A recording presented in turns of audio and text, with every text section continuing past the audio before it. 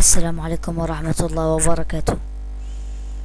طريقة اليوم عن شرح عن كيفية تسريع أو حل مشكلة اللاج على الإنترنت في لعبة كونتر سترايك عفوا.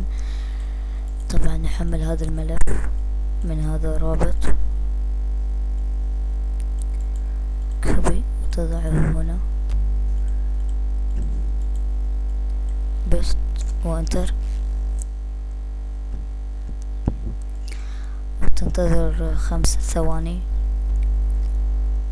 وتحمل الملف.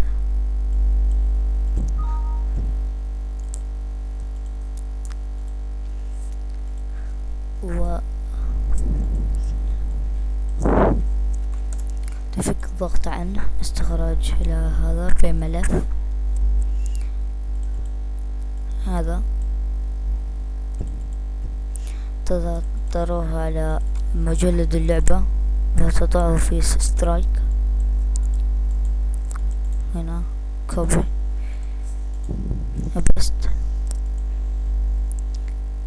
كذا، وإن شاء الله تحل المشكلة. والسلام عليكم ورحمة الله وبركاته.